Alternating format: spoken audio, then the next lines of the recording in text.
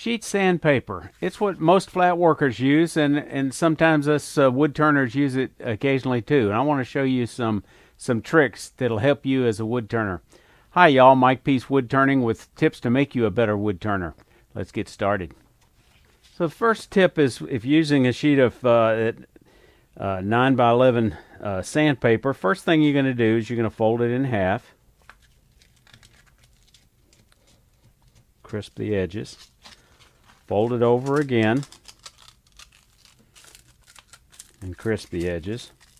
Now you're going to unfold it, and you're simply going to take a pair of cheap dollar store scissors, because it'll dull them, and you're going to cut along that edge, on any one of these edges actually, to the middle, and then you're going to fold it like this.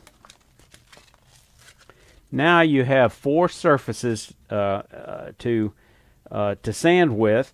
You've got nice support, it won't slide, so it's going to be more efficient, and you're able to use every bit of it. So when this surface gets dull, you just simply fold that under and use this one, or unfold it and fold that in. So you get to use all of them for maximum efficiency. Now, as I say, most of us aren't going to use this trick a whole lot in wood turning, because we tend to use quarter sheets. So let me show you how that works. I almost forgot to mention, one of the reasons why as wood turners we don't need large sheets like this in these quarter size sheets, because generally when we're doing larger work, we're going to be using an angle drill like this with a 3-inch mandrel on it, like this one from Ken Riz's Woodturners Wonders, with a 3-inch disc on it, because this is what we tend to use for larger projects such as urns, bowls, platters, and so on. So I want to show you the sandpaper cutting jig, but before I do that, let me show you, let me demonstrate its use, and then I'm going to show you how you can make one. So you're going to slide this under the cutting, the hacksaw blade cutter, up against the fence on the long ways, the 11 inches. So you fold it over. You see it here, it's marked 5.5 inches, maybe upside down for you. You're going to fold it over, crisping the edge, and then just simply pull it and cut the edge. Then you can do it again, stick it back under. This time you're going to go up against the 4.5 inch mark, fold it over, and then tear it. Now you got 4, finish the other one, you'll have 4 quarter sheets. So now we simply fold it in thirds. Now we have something we can work with on spindles.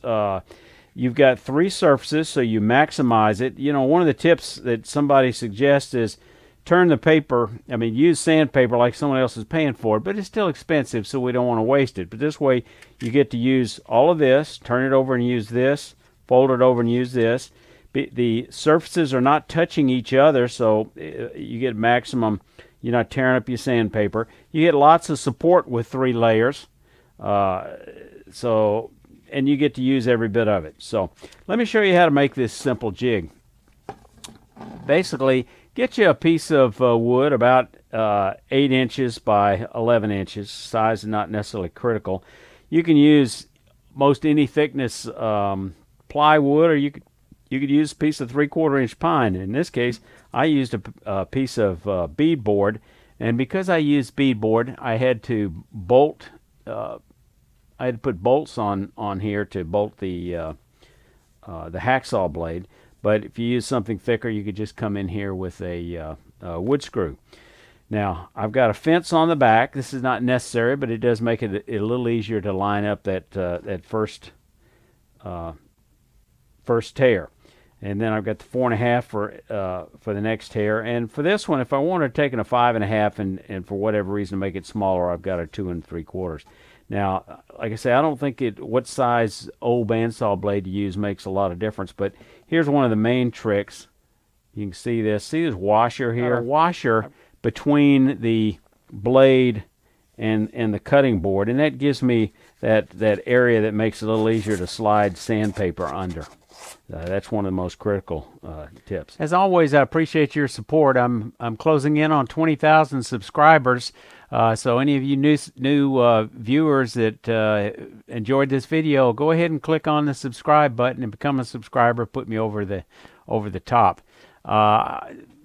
A few weeks ago, I did a video with this new webcam setup, and I was a little disappointed in the sound. The gain levels were too high, and it clipped a little bit, and some of y'all pointed that out to me, even though I was aware of it. But I'd gone so far into that stabilizing process, it was hard to reshoot it. I did do a voiceover on part of it. But in any case, I invested in this wireless headset microphone that'll hopefully will improve the levels.